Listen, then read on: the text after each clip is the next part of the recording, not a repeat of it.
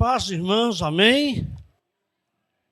Vamos lá, novamente, atenção. Graça e paz, amém? Isto, meus irmãos, hoje a nossa lição, o pastor da nossa igreja me confiou para fazê-la. Eu confesso que são lições que eu nunca trabalhei muito com elas, né? Que são estas questões das festas, né? As festas da Bíblia, né? Estudamos, sabemos como que funciona isso, mas nem sempre a gente está lecionando, né? Pregando, falando assim alguma coisa relacionada a estas festas e o que elas significam, né? No contexto da palavra de Deus. Porém, eu já lecionei sobre o sábado, né? Ou a festa do culto, né? Festas que se fazem no primeiro dia da semana, a festa do domingo, né? O culto, conforme o capítulo 13 de Números, é uma festa para Deus. Quando nós saímos da nossa casa, vamos a um templo, e lá no templo nós, então, celebramos uma festa para o nosso Deus. E hoje coube também ao André lecionar sobre a Páscoa, né, que foi a festa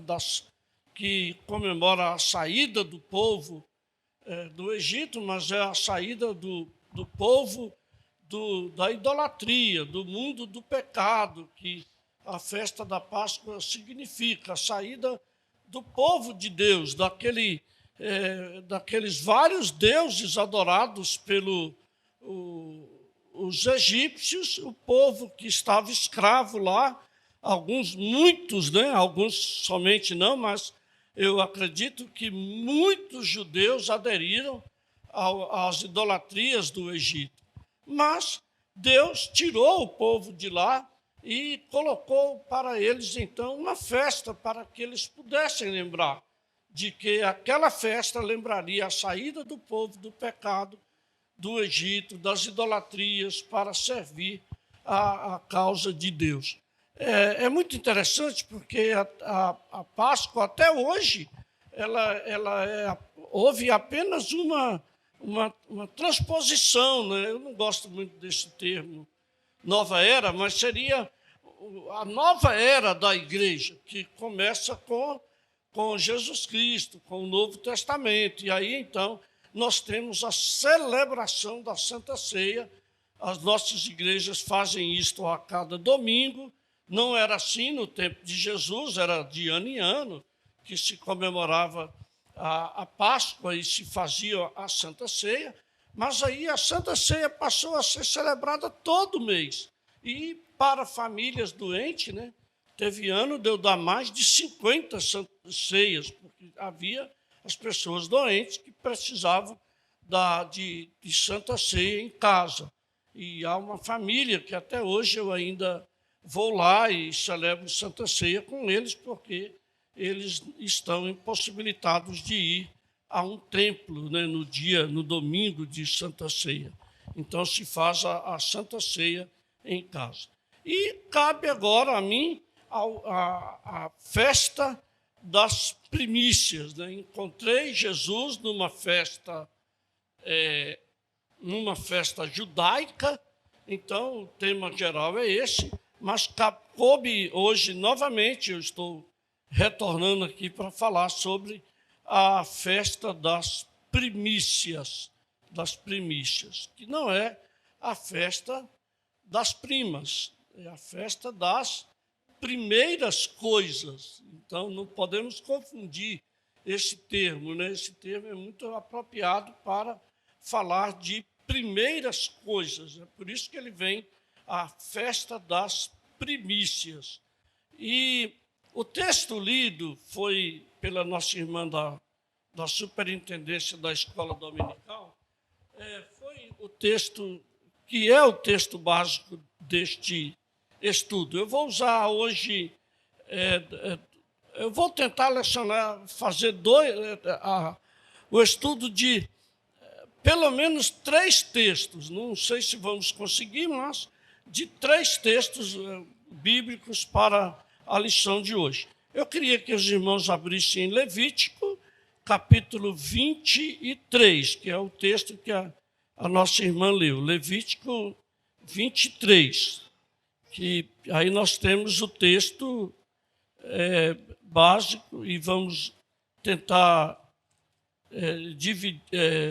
explicá-lo aqui, né, da melhor maneira que possível. Eu quero que vocês também falem na minha lição e por isso eu devo fazer perguntas para vocês durante a lição. Eu vou pedir uma irmã para ler. Você abriu aí, Lídia? Disse mais o Senhor a Moisés: Fala aos filhos de Israel e dize-lhes: Quando entrardes na terra que vos dou e cegardes a sua messe, então trareis um molho das primícias da vossa messe ao sacerdote. Vamos ver o que esse versículo diz para nós. Quando que esta festa seria celebrada? Quando? Quando, irmã? Na terra prometida. Quando que eles iriam celebrar a primeira festa das primícias? Quando entrar na terra. Isso demorou muito ou pouco?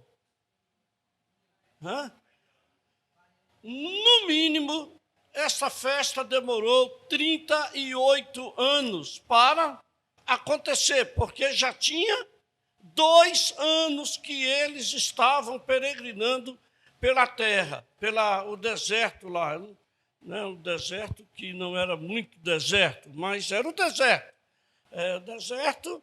Então, 1.800.000, ou talvez 2.400.000 pessoas peregrinando pelo deserto. Então, eles recebem esta ordem de Deus, de celebrar uma festa na terra que eles chegaram. Eu estou falando, no mínimo, 38 anos de tempo, porque eles iriam chegar em Canaã, ainda ia ter as guerras de conquista, eles teriam que conquistar 8 nações, derrotar 8 nações, antes de se apropriar da terra, e depois que eles, então, dividissem a terra, né, a divisão da terra está ali no livro de Josué, que Josué foi o grande general do povo de Deus que fez as guerras de conquista, e depois das guerras de conquista, ele, então, coloca o povo na sua herança, e com o povo na herança, eles vão começar, então, a cultivar a terra, não é? Sabe como que cultivava a terra antigamente? Pegava um animal, né, um cavalo bom, ou então uma junta de boi, e pegava uma carpideira, né, que era um instrumento que você fazia igual uma forquilha e colocava um ferro na ponta, então e puxava com o animal para poder abrir a terra.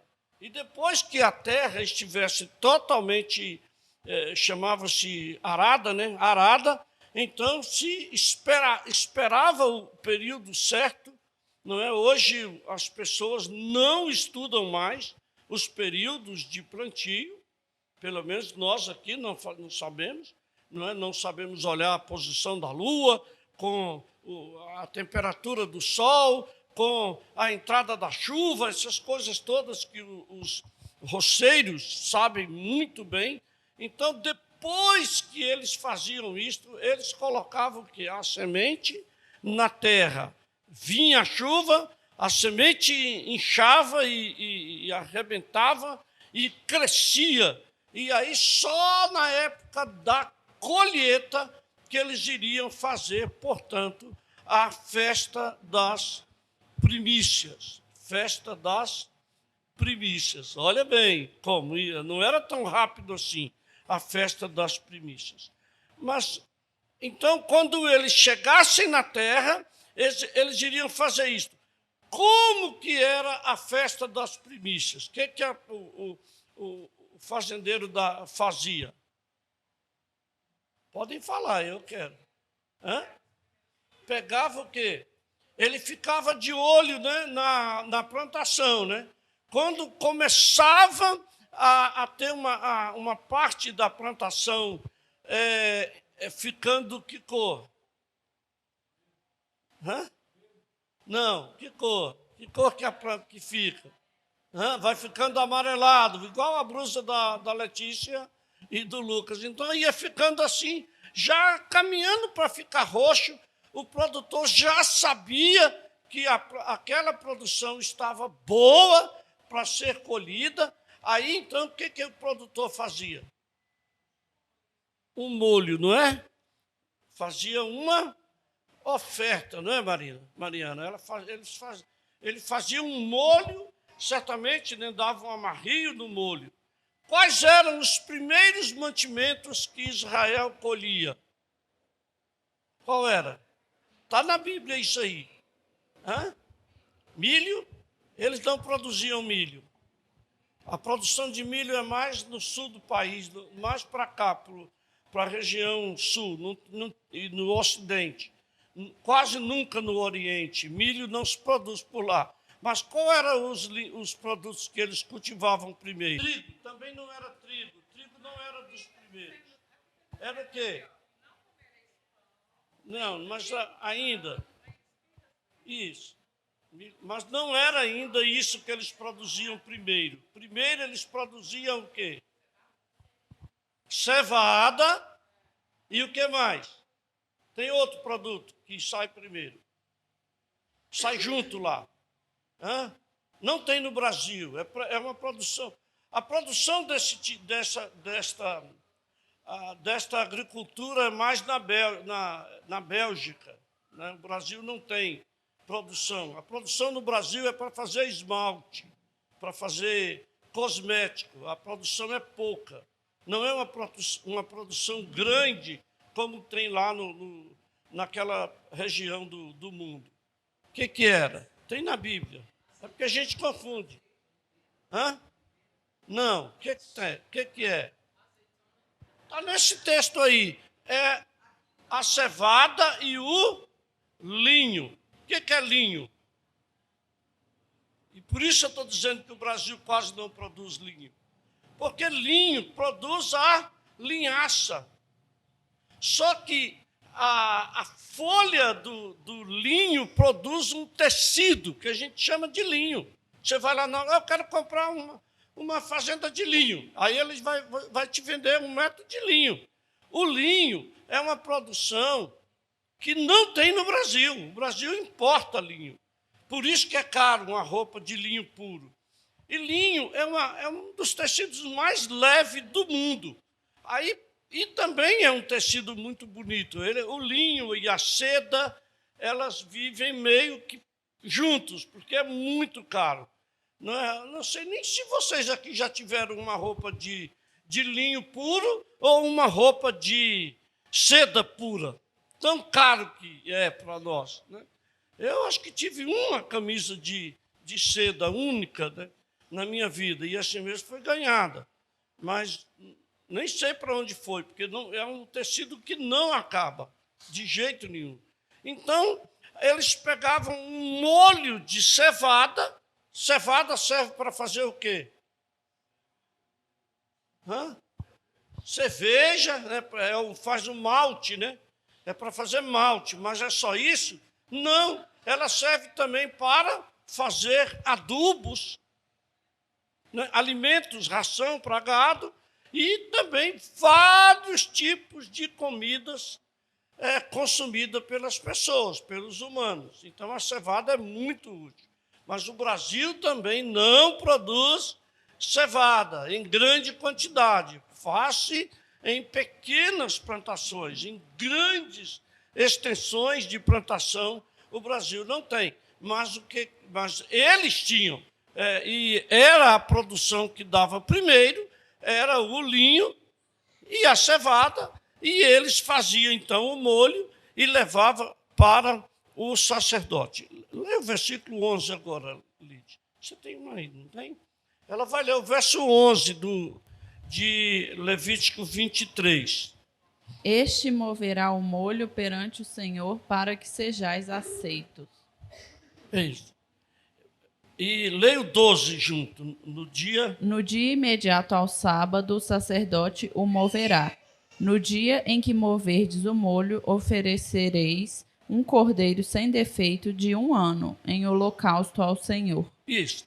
Então, vamos lá. O que é mover alguma coisa perante Deus? Ele pegava o molho, né? E movia isso. O que é mover isto perante o Senhor? O que acontece nisso aí? Sim.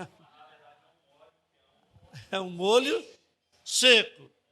É um molho seco. Mas a gente chama isso de molho também, né? Aquele que a gente faz um punhado de coisa, que o mineiro chama de mói, né? É o mói. E mover perante o Senhor, como é que é isso, hein? Como é que é isso, Lídia? Você tem uma ideia de que é mover alguma coisa perante o Senhor? Tem uma ideia, Lídia? Tem. Oferecer. Era uma oferta, né? Colocar no altar. Né? Seria o quê? O que o sacerdote fazia? Gente, ele orava, né? Era todo um ritual. Ele pegava aquela oferta e colocava, né, que aquilo era uma oferta para o Senhor. Então, era isso que é uma oferta movida. Era uma oferta que você tirava ela de um lugar e ir para o outro, né, movendo a oferta para que o Senhor pudesse contemplar a oferta dele. Bom, dito isso, né, o que a festa das primícias tinha no sábado seguinte? O que ela tinha? Também, tinha isso também, que a nossa irmã Lídia leu. Tinha um cordeiro, e esse cordeiro era o quê? Oferecido, sacrificado ao Senhor. Então, olha, toda festa é um tipo de Cristo. Pensa nisso aí. Toda oferta, todas estas festas, era um tipo de Cristo, era uma tipologia. Então, agora vamos fazer memória, como diz-nos a Santa Ceia. A Santa Ceia é um memorial, não é? Que nós fazemos. Jesus Cristo, ele foi entregue em que dia da semana? Isso, olha só. Ele foi entregue na quinta, ele é julgado, mas o dia tem que clarear, porque os julgamentos não podem ser feitos à noite nos tribunais romanos, e até hoje na Itália ainda funciona desse jeito. Todos os tribunais são feitos de dia, não pode ter um tribunal à noite para julgar uma pessoa. Então, Jesus espera o dia clarear, é julgado, condenado, e às 15h ele vai o quê? Morrer lá no horto do Gólgota, né? Ou no jardim do Gólgota. Eu creio que ali era o local era chamado local da caveira, né? Lugar da caveira. Então, ele é lá no horto, né? Num local separado da cidade, né? Ele foi entregue e morre às 15h. Então, Jesus é morto na sexta-feira, entregue na quinta, aquele beijo do Judas, né, dado na quinta, ele é julgado na quinta e sexta-feira pela manhã, é entregue para ser crucificado, e é crucificado às 15h, e aí ele vai passar o dia após o sacrifício, né, o sábado, no sepulcro, e ressuscita no primeiro dia da semana. Então, Jesus é a primícia daqueles que ressuscitou no caráter, não é, da ressurreição de Jesus. Estão entendendo como que funcionam essas festas? Terminou a festa da Páscoa, passou um dia, começou a festa das primícias.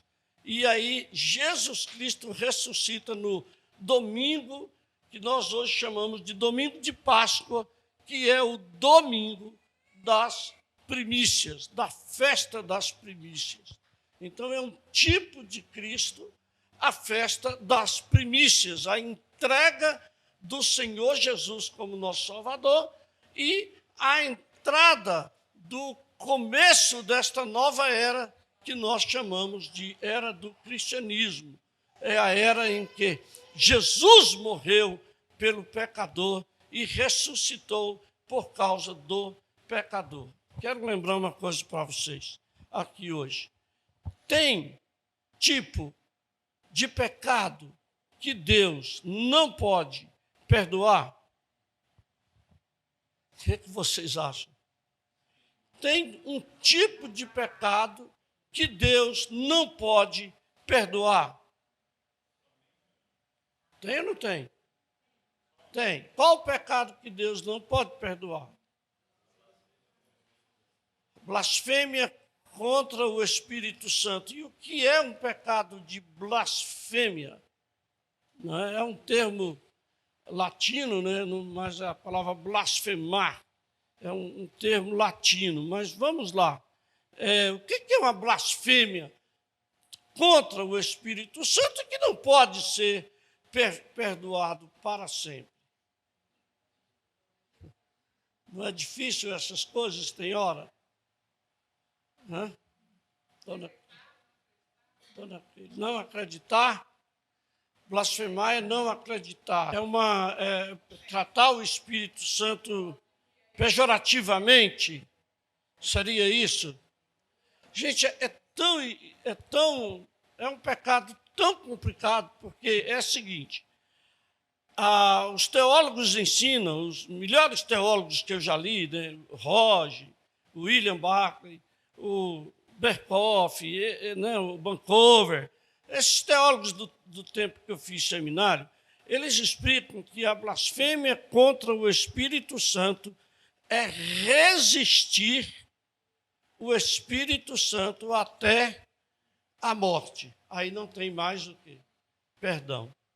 Então, Berkhoff coloca isto na teologia. Então, você vai resistir o Espírito Santo 1, 2, 3, 4, centenas de vezes, até a sua morte. Aí, então, você não tem mais perdão, porque você morreu. E se você resistir o poder do Espírito Santo até a morte, aí não tem perdão mais. Acabou para você. Pode falar, Letícia. Resistência. Não olhei isso, tinha que olhar. Não olhei. Eu não quero falar uma coisa que eu não olhei. A palavra blasfemar. Mas eu prometo fazer isso, dar uma olhada na etimologia para mostrar o que seria isso. Mas é uma resistência ao Espírito Santo até a morte. É isso que a gente explica. Pode falar. Aí você vai o quê? Resistir, isso. Então, a blasfêmia é esse pecado, é a resistência da atuação eficaz do Espírito Santo na vida, mas isto prolongando até a morte, Letícia. É o que eu sei. Mas eu posso olhar a etimologia para te falar alguma coisa sobre isso. Isto ele não vai resistir até a morte. Isto. Muito. Lá na frente. Exatamente, vai. Isso. Ele é imperdoável. É esse tipo de pecado aí, Rafael, que acontece. Mas eu quero prosseguir. A Lídia vai ler, agora é versículo 14, 15, né? 13, 14, né? Isto, Lídia. Por favor, irmã. Sua oferta de manjares serão 2 dízimas de 1 éfa de flor de farinha, amassada com azeite, para a oferta queimada de aroma agradável ao Senhor. E a sua libação será de vinho, a 4ª parte de 1 hin. Não comereis pão, nem trigo torrado, nem espigas verdes, até ao dia em que trouxerdes a oferta ao vosso Deus. É estatuto perpétuo por vossas gerações em todas as vossas moradas. Agora vocês vejam que o estatuto é perpétuo, é garantido, é seguro, não por causa do homem, mas por causa de Jesus. Porque Jesus é perpétuo, não é? Jesus é perpétuo. Nós não somos perpétuos, nós somos eternos em Cristo. E sustentado, a nossa eternidade é sustentada em Cristo, não é sustentada pelo homem, é sustentada por Deus. Por isso que é estatuto perpétuo. É um tipo de Cristo, esta festa que nós fazemos para honrar a Deus. Então, o que nós fizemos? Nós transportamos esta festa para a Santa Ceia. A Santa Ceia é uma memória da perpetuidade de Cristo em nossas vidas. E quando nós dizemos assim, o homem é eterno, ele é eterno em Cristo Jesus, que sustenta a eternidade dele, tanto no céu como no inferno. Não é? Então é muito sério essa questão, porque essa eternidade é garantida pelo poder de Deus por meio de Jesus Cristo em nossas vidas. Mas eu queria um outro texto que um irmão pudesse ler, o texto de Deuteronômio 16, 16. Deuteronômio 16, 16. Esse texto aí, muitas pessoas, principalmente, eu vejo as pessoas dizer isso, ninguém deve aparecer diante de Deus de mãos vazias. Mas isso é uma referência ao dízimo. São três coisas que se refere a esse texto aí. Ele se refere ao dízimo, ele se refere também, os três também tem uma referência a esse texto. Por exemplo, o fazendeiro judeu, ele tinha uma lei que não tem no Brasil. Ele não podia colher os cantos da fazenda. Por quê? Porque era de quem, queira? Era para os pobres comerem. Era para os pobres cegarem os cantos das fazendas. E não era roubo, era uma lei de Deus. Então, aquela parte ali era dedicada aos pobres. Então, e também, o fazendeiro estava colhendo o seu cereal. Caía uma espiga no chão, ou um molho, ou uma parte que caía no chão. Ele não podia abaixar e pegar. Por quê? Porque era dos pobres. Então, os pobres vinham atrás e colhia aquilo que caía da mão do colhedor, né, ou da colheitadeira, né, que seria hoje. Talvez não caísse quase nada, né, mas diríamos, aquilo era dos pobres. Temos uma história desta na Bíblia. Quem? Ruth. Ruth saiu a colher o que caía nas fazendas de Boaz. Então, Deus permite que estas coisas aconteçam para a honra e glória do nome dele. Era para os pobres, mas tinha outras coisas que também eram para os pobres. Eram as dízimas das ofertas. Toda oferta entregue ao sacerdote, as dízimas das ofertas eram para sustentar o pobre. Eram estas leis que tornavam o povo de Deus diferente de todos os povos no mundo. Essas leis que sustentavam a causa do pobre. Não é? É interessante, porque não era as leis não é que como é que temos as leis no Brasil? Vale Gás, né?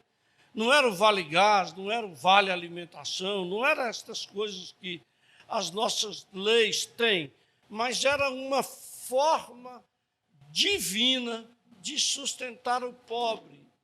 E isto, gente, é maravilhoso, porque Deus, né, não despreza os pobres.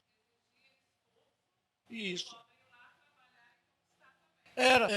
Isto era um meio de quê? De graça. Uma festa nos Estados Unidos muito parecida é a festa de ações de graças, não é? Se bem que a própria festa de ações de graças se transformou numa coisa meio que comercial, né? Aquela coisa toda, comidas muito chiques, aí o pobre não consegue. Mas é uma maneira, é o dia de ações de graça. A festa das primícias era uma festa de graça, não é, para o povo de Deus se deliciarem com os meios que Deus tem para sustentar os pobres. Então, são essas três coisas. Deixa eu ver a hora aqui. Outro texto que eu queria estudar um pouco com vocês é sobre a primícia dos que dormem, ou a primícia dos que morrem. Eu quero dedicar um tempinho para tratar desse assunto hoje também com vocês. O texto que a Lídia vai nos ajudar é 1 Tessalonicenses 4, de 13 a 17. 1 Tessalonicenses 4, de 13 a 17. Esse é o texto aí. Aí eu tenho umas perguntas para fazer para vocês.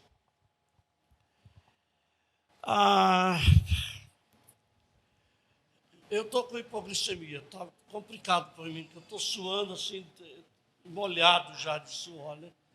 Precisava de doce, eu precisava urgentemente. Deixa eu falar isso para vocês. A Lídia vai me ajudar na leitura para ver se eu consigo tocar a lição até o fim. Mas vamos lá. Primeiro versículo, Lídia, por favor, meu irmão. Não queremos, porém, irmãos, que sejais ignorantes com respeito aos que dormem, para não vos entristecerdes como os demais, que não têm esperança. Muito bem. Esse é o primeiro versículo, é o versículo 13. Eu também quero abrir a minha Bíblia aqui nesse texto, de 1 Tessalonicenses, capítulo 4. Difícil porque meu pensamento já está fugindo, entendeu? E aí é complicado, essa tal de hipoglicemia é muito sério. Mas vamos lá, eu consegui abrir aqui, vamos lá.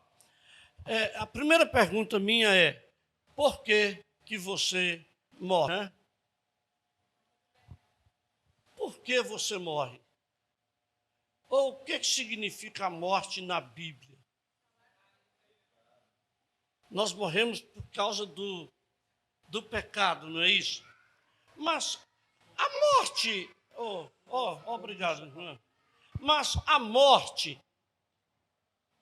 é só isso, gente. É a condenação de Deus para o pecado. É só isso. Se for só isso, o apóstolo Paulo, quando escreveu aos Coríntios, ele diz isto para nós. Ele diz isto. Se você esperar da vida apenas as coisas da terra, você é o pior dos pecadores. Aí é o seguinte, poucas pessoas explicam a morte. Eu quero dar uma explicada para vocês. Por que o apóstolo Paulo dizia isto? Morrer é lucro, morrer é melhor do que viver, morrer, ele vai falando, morrer é ir para o céu, morrer é contemplar a graça de Deus, morrer, morrer, morrer. E ele vai falando mais de morte do que de vida aqui na terra. Então vamos lá.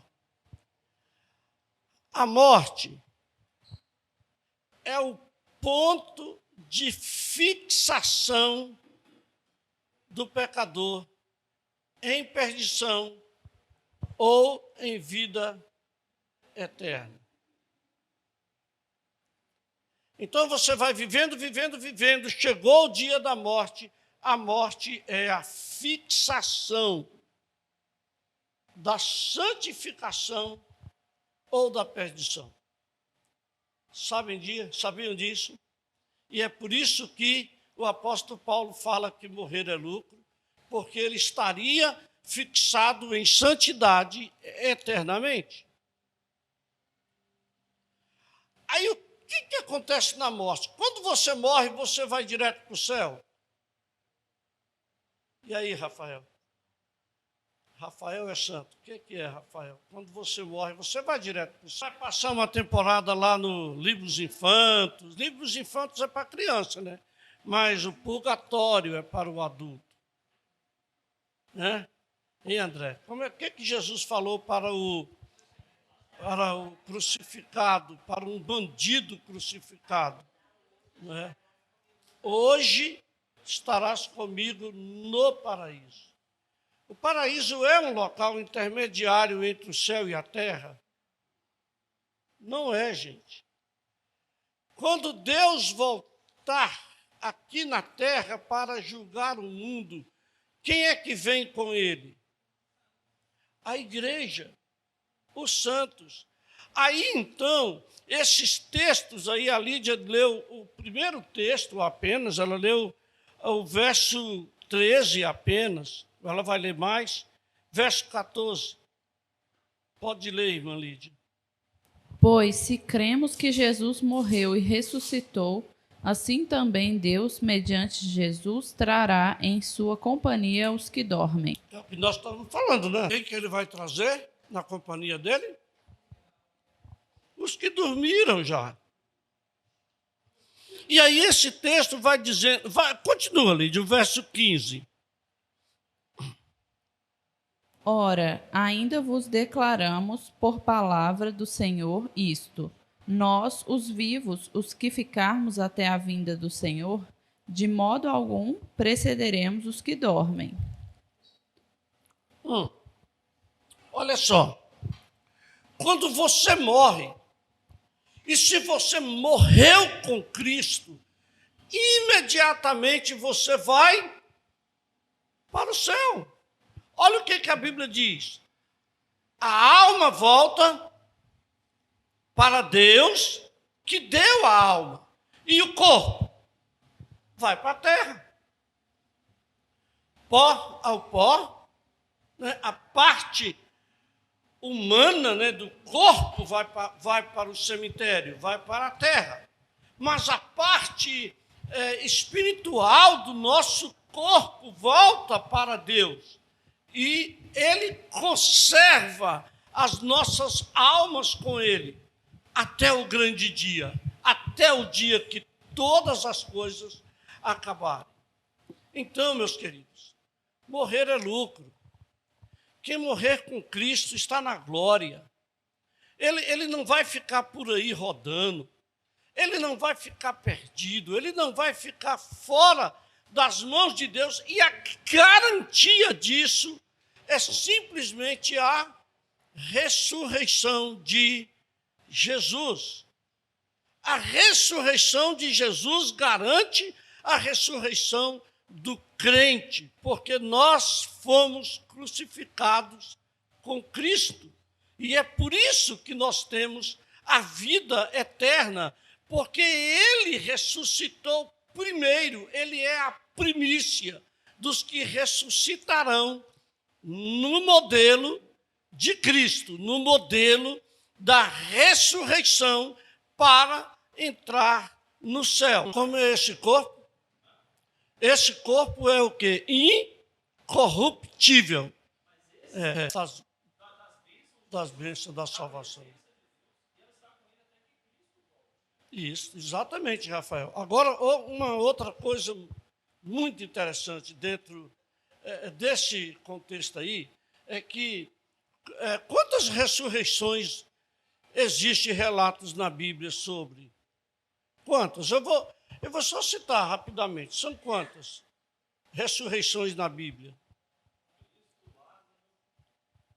Existem 10 ressurreições na Bíblia, né? 10 narrativas de ressurreição. Lázaro, Dorcas, Lázaro, Dorcas, a filha de Jairo, tem mais outra. Do Velho Testamento, mas um rapaz que caiu da janela, como era o nome dele? Eutico, caiu da janela, né? Esse caiu da janela e o apóstolo Paulo o ressuscitou. Mas no Velho Testamento, o primeiro deles, que o corpo não foi encontrado. Não. Primeiro deles, o corpo não foi encontrado. Não.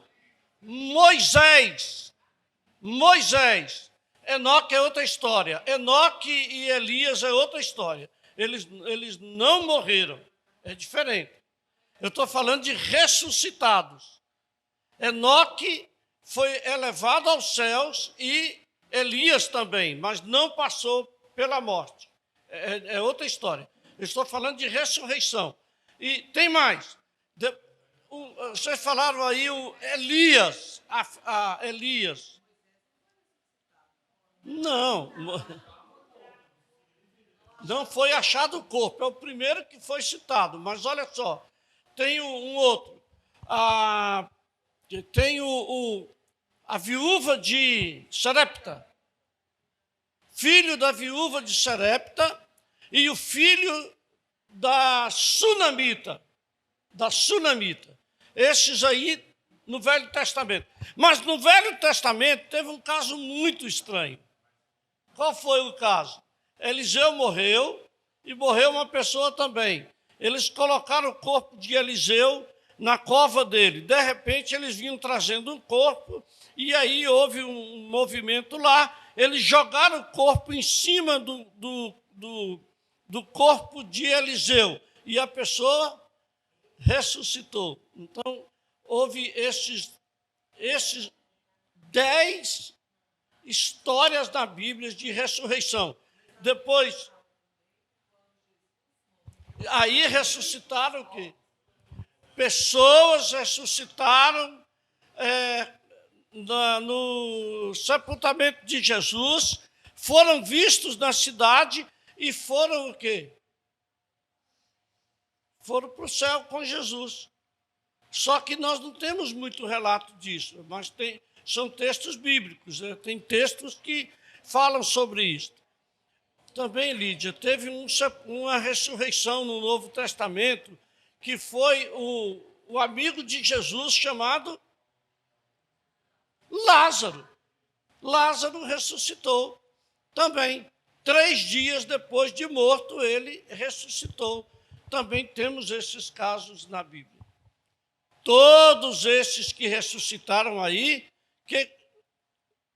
menos os que ressuscitaram no dia da morte de Jesus, morreram novamente. Mas aqueles que ressuscitaram com Jesus, parece-me que em Apocalipse tem um texto que fala sobre eles. Pode falar. O que isso tem? Na apostila tem. Isso, leia. Isso, é esse texto aí mesmo. Exatamente, esse é o texto aí, o que isso. Esse é o texto. Não, aí tem uma referência em Apocalipse, mas não é provado isso, comprovadamente. Os 24 anciãos. Há um estudo que diz que aqueles 24 anciãos foram os que ressuscitaram com Jesus. Mas não posso dizer que isto é completa. Exatamente. O que a festa das primícias, então, conclui nosso estudo? É que é um tipo de Cristo. Cristo ressuscitou. Qual é a esperança que nós temos quando tomamos a Santa Ceia? Nós ressuscitaremos também, um dia. E o corpo ressuscitará. Você morre E os mortos em Cristo ressuscitarão primeiro, porque eles morrem antes daqueles que estão vivos aqui na terra. E que se você estiver vivo no dia que Cristo voltar, você vai ser transformado, mas primeiro você não vai preceder os que já estão no céu, porque os que estão no céu estão com o Senhor.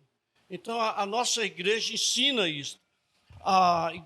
Desculpe eu citar o nome da igreja adventista, eles dizem que as pessoas que morrem estão dormindo e que vão ressuscitar no último dia. É o ensino deles. Inclusive, por que eles valorizam o sábado? Porque o sábado, para eles, é um mandamento de Deus que não pode ser violado, o que não acontece conosco. Por quê? Porque o sábado, para nós, não é lei cerimonial, é uma lei moral. Como lei moral, ela pode ser trocada. Né? Foi um estudo que já fizemos aqui. Então, para nós, o nosso corpo, quando morre, ele é transformado e Deus nos leva imediatamente para o céu, como o Rafael disse, e nós estaremos gozando das bênçãos da salvação lá no céu. E não somente ficamos aqui aguardando. E outra coisa, aí já é uma discussão muito grande, né? É a questão do milênio, né? Você vai para um local e vai esperar um milênio. Né? Quando Jesus volta, ele vai ficar 1000 anos conosco, aquela coisa toda ali, que algumas igrejas explicam, o que eu não vejo desta forma. Eu creio que, uma vez salvo para sempre, e estaremos com Deus depois da morte. É assim que eu entendo. Irmãos, a minha lição, eu vou dar por encerrado já a nossa lição, e as crianças não vieram, mas eles virão sempre. Vamos apenas orar, fazer uma oração. Ó Deus, te agradeço por ter terminado a lição, embora meu estado de saúde às vezes não ajuda, mas a tua graça está sempre conosco. E nós te agradecemos pela tua graça conosco. Ajuda-nos, Pai, a crescermos espiritualmente, conhecendo mais e mais a tua palavra. Que esta festa das primícias seja bênção para as nossas vidas. E cada vez que tomarmos a Santa Ceia, possamos lembrar, Senhor, que em primeiro lugar nós temos o Senhor como Senhor e Salvador nosso. E para o Senhor fazemos todas as coisas, todos os dias das nossas vidas. Que o Senhor nos ajude, em nome de Jesus.